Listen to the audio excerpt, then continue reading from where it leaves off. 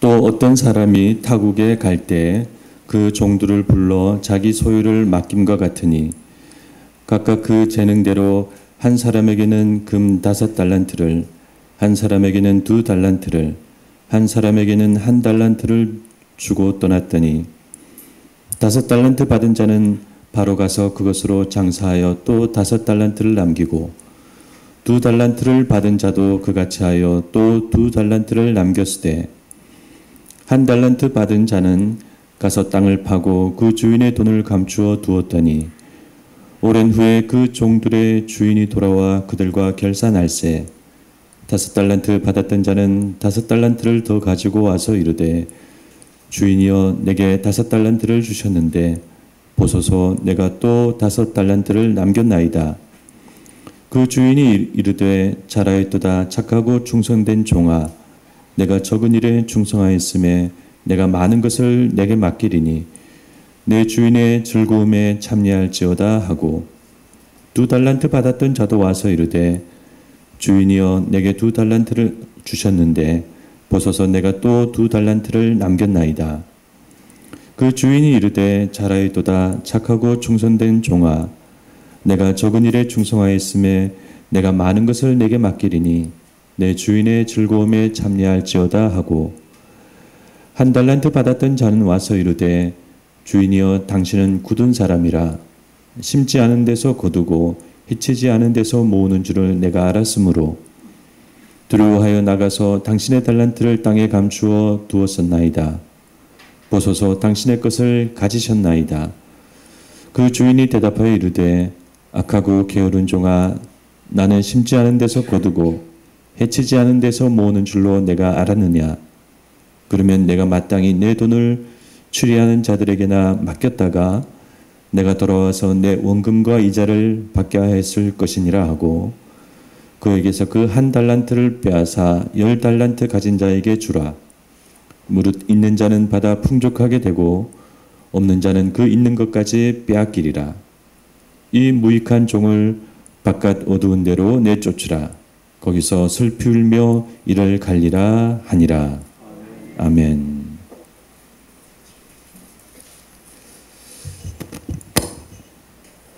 네, 그날을 바라보면서 이 마지막 때를 이제 어떻게 살아가야 하는가?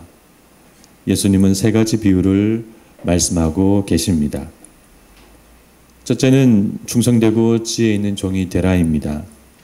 종말에는 많은 미혹하는 자들이 출현하여 시대를 불안하게 합니다. 그리고 우리에게 특별한 일을 하고 특별한 헌신을 해야 한다고 미혹합니다. 그러나 예수님의 말씀은 그렇지 않습니다. 예수님은 하나님이 주신 자기 일과 자기 삶에 힘쓰는 충성되고 지혜 있는 종이 되라고 말씀하십니다.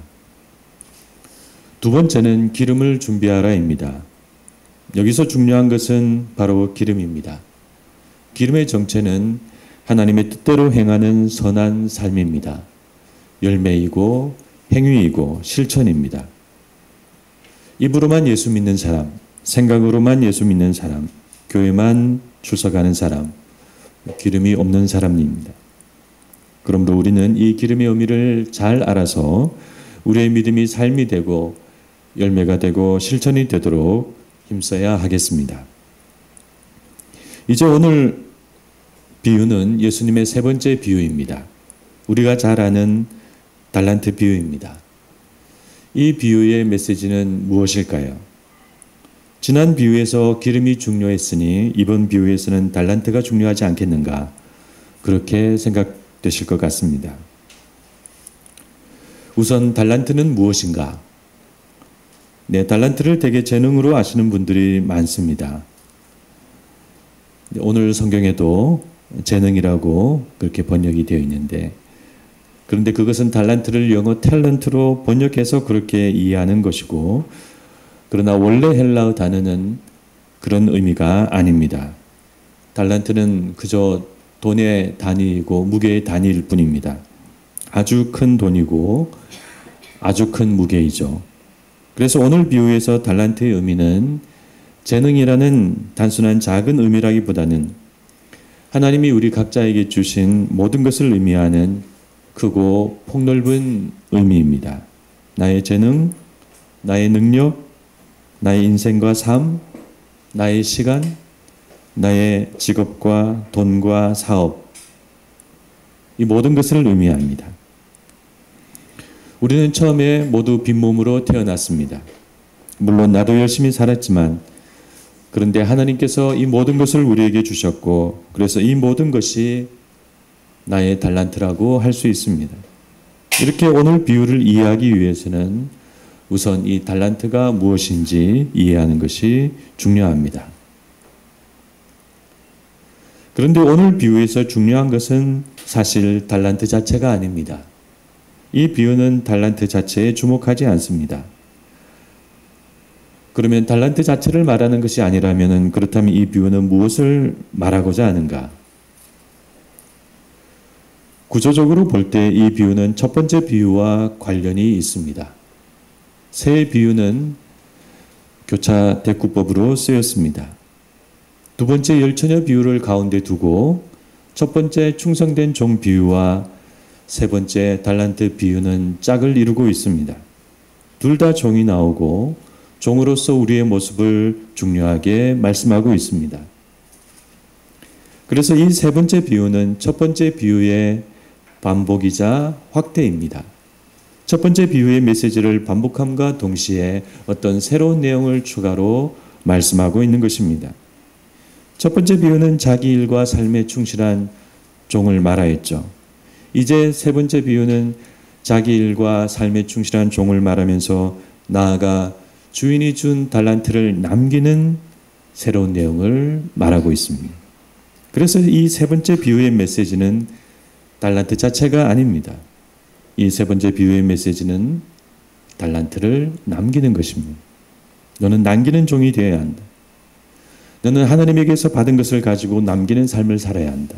너는 그렇게 이 마지막 때를 살아야 한다입니다. 어떤 면에서 우리 인생은 모두 장사꾼입니다. 다 무엇인가를 팔며 살아갑니다. 장사꾼은 물건을 팔고 선생은 지식을 팔고 예술가는 예술을 팔고 운동선수는 운동하는 모습을 팔고 공무원은 행정 서비스를 팔고 목사는 예수님의 가르침을 팝니다. 우리는 저마다 무엇인가를 팔고 돈을 벌고 이익을 남깁니다. 장사를 할 때 중요한 것은 원가 개념입니다. 원가가 얼마고 그래서 얼마가 남았느냐 그런 계산을 잘해야 합니다. 오늘 비유에서 종들에게 자기 소유를 맡긴 이 주인은 그런 계산이 분명한 사람입니다. 이 주인이 그렇다는 것은 곧 이 주인이 상징하는 하나님이 그런 분이시라는 것을 의미합니다. 하나님은 계산이 분명하신 분입니다. 하나님은 마냥 은혜롭고 마음이 좋기만 한 그런 분이 아닙니다. 내가 너에게 이렇게 주었는데 너는 그것을 가지고 무엇을 했느냐? 반드시 그렇게 물으십니다. 그래서 우리는 우리 삶을 살아갈 때 이런 영적인 계산법이 있어야 합니다. 세상 사람들은 대체로 그렇지 않습니다. 한 세상 자기 뜻대로 잘 살았으면 이만하면 잘 산 것이 아닌가 스스로 생각합니다.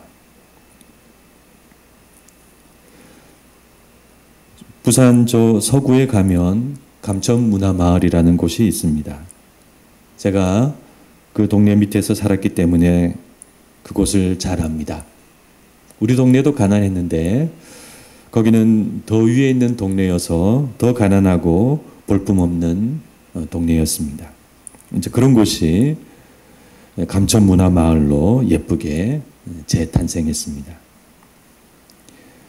부산의 어느 작가분이 그 마을에 사는 몇 분 어르신들의 삶의 이야기를 엮어 책으로 내었습니다. 아주 짧은 이야기를 그림과 곁들여서 책으로 만들었는데 거기에 이런 글이 실려 있었습니다. 제목은 그만하면 잘 살았어. 나는 운전을 65년 했어. 다른 일을 하고 싶어도 졸업장이 없으니 할 수 있는 게 없었어. 그래서 이것저것 안 해본 장사 없이 다 해봤어. 공장도 다녔어. 다 잘 안 맞았어. 그러다 운전을 했는데 오래 했지. 전국을 돌아다니며 일할 때도 있었고 회사 통근버스도 운전했어. 회사 통근버스를 운전할 때가 재미있었어. 회사 직원들이 고생한다고 마실 거며 먹을 것을 챙겨주고 수고한다는 인사를 건네주면 힘이 났지. 수입도 고정적이어서 마음도 편안했어. 나는 60 넘어서까지 일을 했어. 70 들어서면서부터 일을 그만두었는데 몸은 편하고 좋아. 마음이야 28 청춘이라 얼마든지 일할 수 있을 것 같은데 이제 몸이 따라주지를 않아. 나는 이제 걱정이 없어. 바라는 것도 없어. 운전하면서 전국을 돌아다니면서 볼 것 다 보고 가고 싶은 데 다 가봤고 해보고 싶은 것도 없어. 애들도 제 밥벌이 잘하고 있고 이제 우리 집사람과 내 몸만 건강하면 돼. 그만하면 잘 살았어. 네, 이 글은 본인의 인생을 돌아보는 잔잔하고 아름다운 글입니다. 본인의 애썼던 소박한 삶을 돌아보면서 잘 살았다라고 회고하는 이 글을 제가 달리 평가하거나 말할 부분은 없습니다. 그런데 말하고 싶은 한 가지 내용은 있습니다.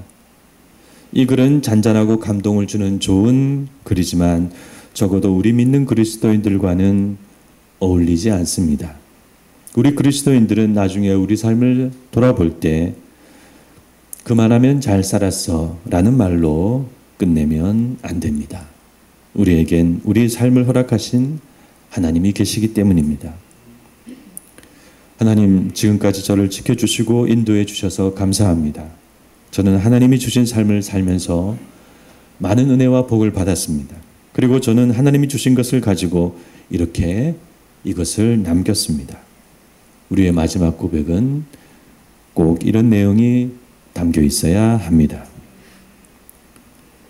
구약에 자신의 마지막 고백을 남긴 인물은 많지만 신약에서는 상대적으로 그리 많지 않습니다.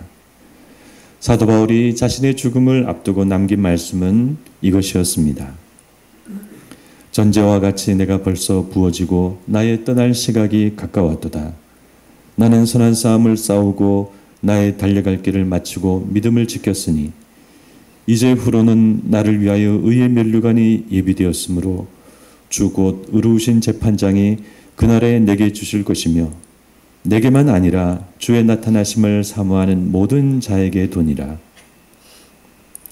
여기서 우리는 사도 바울의 마지막 마음이 무엇인지 알 수 있습니다. 사도 바울은 이제 곧 주님을 만날 생각을 하고 있습니다.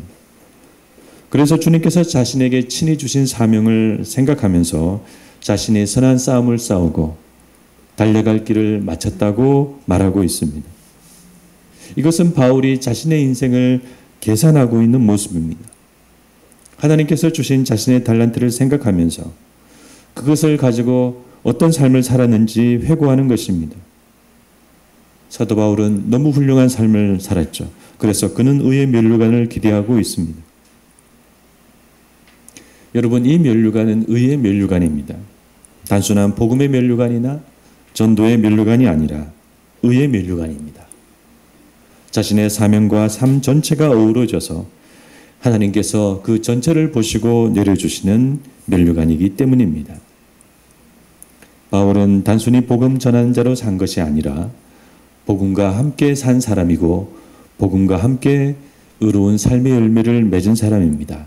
그래서 이 면류관의 이름이 의의 면류관입니다. 사도 바울은 이 면류관이 주님의 나타나심을 사모하는 우리 모두에게 예비되었다고 말씀합니다. 사도 바울 말고 마지막 말씀을 남긴 분이 신약에 또 한 분이 계시죠. 바로 예수님입니다. 예수님의 마지막 말씀은 무엇일까요? 십자가 위에서의 가상 7원 가운데에서도 맨 마지막 말씀.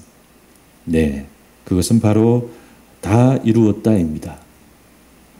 하나님이 자신에게 주신 사명과 일들, 예수님은 그것을 말씀하시면서 자신이 그 달란트를 받아서 다 이루었다라고 말씀하고 있습니다. 그러므로 여러분, 하나님을 믿는 우리는 이 달란트 의식이 분명해야 합니다. 나는 내 인생과 삶과 능력과 일을 하나님으로부터 받았고 그것을 가지고 내 삶을 살아내야 하고 그 결과를 하나님 앞에 가지고 가야 한다는 의식, 이와 같은 달란트 의식이 분명해야 하겠습니다. 그것이 우리 신앙의 삶이고 믿음의 길입니다.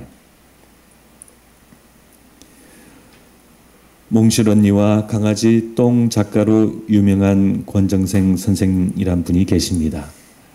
한국 아동문학을 대표하는 작가이시죠. 37년생으로 2007년에 돌아가셨는데 1937년 일제강점기 시절 일본 도쿄 빈민가에서 태어났습니다. 거기서 어머니는 싹바느질을 하시고 아버지는 거리 청소부 그것을 하셨습니다. 어릴 때 우리 집은 어둡고 음산했다. 그분은 그렇게 말했습니다. 아버지가 쓰레기 더미에서 주워온 동화책을 읽고 그런 가운데 누나들이 친구들과 교회 다녀온 이야기를 하는 것을 듣고 예수님을 알게 되었습니다. 해방 후 한국으로 돌아오지만 가족들은 뿔뿔이 흩어지고 어려운 삶을 살았습니다. 평생 앓게 된 결핵을 그때 걸렸죠. 60년대 중반, 20대 후반이 되었을 때 부모님이 돌아가시고 혼자가 되었습니다. 그때부터 이분은 병을 안고 쭉 혼자 외롭게 살았습니다. 안동시 일직면에 있는 빌뱅이 언덕이라는 곳에 그 언덕 아래 작은 흙집, 본래 거기는 상류를 보관하는 상류집이 있는 자리였습니다. 교회 문간방에 살고 있는 그를 위해 마을 사람들이 거기 작은 흙집을 지어주었습니다. 그래서 권정생 선생은 거기에서 평생 살면서 책을 읽고 동화를 썼습니다. 나의 동화는 슬프다. 그러나 절대 절망적인 것은 없다. 그분은 그렇게 아름다운 동화와 글을 많이 남겼습니다. 그분은 단순한 동화 작가를 넘어서 사상가이자 평화주의자로 살고 또 독실한 기독교 신자로서 교회의 잘못을 많이 지적하기도 했습니다. 그는 교회 사람들이 자기 집을 좀 고쳐주겠다고 해도 내년에 내가 장가가면 고쳐주소 그렇게 말하고 계속 살았습니다. 그리고 그는 결국 평생 앓던 벽으로 죽을 때 어린이들을 위해 써달라면서 많은 돈을 기탁하였습니다. 저는 권선생 선생의 삶과 글을 보면서 그분의 삶은 정말 하나님께서 주신 달란트를 남긴 훌륭한 삶이라는 생각을 했습니다. 그분은 어쩌면 하나님을 평생 불평하면서 살아도 되는 그런 사람이었습니다. 그분의 삶은 그래도 될 정도로 아무것도 없는 삶이었습니다. 하나님께서는 건강한 몸 하나도 그분에게 주시지 않았습니다. 그렇지만 그는 자신의 어려움과 슬픔과 작은 집과 풀과 벌레와 자연을 보면서 달란트를 남기는 삶을 살았습니다. 이번 주인가요? 우리들의 블루스란 드라마가 끝이 났습니다. 그 드라마의 마지막 회는 동석과 그의 어머니 옥동의 이야기였습니다. 동석은 평생 미워했던 어머니와 화해하고 이제 여생이 얼마 남지 않은 어머니를 집에 모셔다 드리고 그리고 내일 아침 올 테니 된장찌개를 끓여달라고 말합니다. 다음날 아침 어머니 집을 방문한 동석은 어머니가 끓여놓은 된장찌개를 발견하죠. 어머니는 그 된장찌개를 동석에게 남기고 돌아가셨습니다. 어머니가 동석에게 남긴 된장찌개, 그것은 평생 멀어졌던 아들과의 관계를 다시 회복하는 어머니의 큰 사랑이었습니다. 그 사랑으로 동석은 이제 힘들고 쓸쓸했던 삶을 끝내고 앞으로 행복한 삶을 살아갈 수 있을 것입니다. 여러분, 우리가 예수님 같을 수 없고 사도 바울 같을 수 없고 권전생 선생 같을 수는 없지만 그래도 이와 같이 된장찌개 하나 정도는 남길 수 있지 않겠습니까? 사랑을 남기고 은혜를 남기고 기도를 남기고 정직한 삶을 남기고 우리가 가정에서 교회에서 또 내일과 삶 속에서 그렇게 하나님이 원하시는 건 무엇인가를 남길 때 하나님은 그것을 우리의 달란트로 보십니다. 우리가 무슨 거창한 일을 해야 하는 것은 아닙니다. 하나님이 주신 내 삶에서 나름대로 최선을 다하면 됩니다. 좋은 부모가 되고 고마운 사람이 되고 유익한 사람이 되고 우리는 그렇게 달란트를 남기는 하나님의 종이 되어야 합니다. 하나님이 주신 달란트를 모르는 사람은 자신만을 위한 본능적이고 생물학적인 삶을 삽니다. 하나님을 위하여, 사람을 위하여 무엇인가를 남기고 준다는 의식이 없습니다. 자신의 능력과 돈과 자원을 모두 자기를 위하여 다 사용하고 맙니다. 그래서 나중에 하나님 앞에 갔을 때 아무것도 하나님께 내어놓을 것이 없습니다. 하나님께서 그날의 심판대에서 이렇게 물으실 것입니다. 너는 내가 준 것을 가지고 어떻게 살았느냐? 오직 나 자신만을 위해 산 사람은 아무 말도 할 수 없을 것입니다. 비록 선생이라도 이 달란트 의식이 없는 사람은 학생을 위하여 무언가를 주는 사람이 아니라 그저 자신이 선생 노릇하고 선생 자리에 있는 것만을 위해 산 사람일 것입니다. 비록 목사라도 이 달란트 의식이 없는 사람은 하나님을 위해 신자들을 위해 무엇인가를 주거나 남기는 사람이 아니라 그저 목사 자리에 있는 사람일 것입니다. 그래서 비록 저는 부족하지만 저도 여러분들에게 무엇인가를 남기는 사람이 되고 싶습니다. 그래서 좀 밋밋하고 말도 딱 부러지게 못하는 사람이지만 그래도 뭔가 열심히 설교를 하고 성경을 설명하고 말하는 그런 분이더라. 그렇게만 되어도 저는 좋을 것 같습니다. 그런 작은 하나라도 여러분들에게 남겨진다면 하나님 앞에 가서 드릴 말이 있을 것 같습니다. 그래서 하나님이 너 뭐하다 왔느냐 그렇게 말씀하시면 저는 다른 건 잘 못하고 그저 열심히 성경 보고 설명하고 들을 만한 설교를 좀 하려고 하고 그렇게 노력하다 왔습니다. 그렇게 말하려고 합니다. 그러므로 여러분들도 준비하시기를 바랍니다. 하나님 물으실 때 어떻게 대답할 것인가 잘 준비하시기를 바랍니다. 말씀을 맺고자 합니다. 달란트 비유는 달란트를 남겨야 한다는 말씀입니다. 여러분들의 달란트를 찾으셔서 꼭 남기시기를 바랍니다. 이 어려운 마지막 때 어둡고 혼란스럽고 진정한 삶이 무엇인지 알기 어려운 이때 여러분은 달란트를 남기는 귀한 삶을 사시기를 바랍니다. 우리는 그렇게 주님을 기다려야 합니다. 하나님은 그렇게 주님을 기다리는 우리를 사랑하시고 기뻐하시고 큰 복을 내려주십니다. 아무쪼록 우리 드레핀 믿음찬 교회 성도님들은 달란트 의식을 가지시고 달란트를 남기는 귀한 삶을 살아가시길 주님의 이름으로 축원합니다. 네, 기도하시겠습니다. 네. 사랑이 많으신 하나님 아버지, 오늘 저희들 너무 잘 알고 있는 달란트 비유 말씀을 살펴보았습니다. 하나님, 이 어려운 마지막 때에 저희들 삶의 길을 잃지 않게 하여 주시옵시고 주님이 주신 달란트를 생각하면서 충성스럽게 그것을 남기는 삶을 살게 하여 주시옵소서. 이기적인 악한 삶이 가득 차 있는 이 마지막 때입니다. 하나님이 없이 오직 자기만을 생각하며 살아가는 그런 삶으로 가득한 이 세상입니다. 그러나 우리는 하나님을 생각하고 하나님이 나 자신에게 주신 것들을 생각하면서 그것을 꼭 남기는 사람으로 살게 하여 주시옵소서.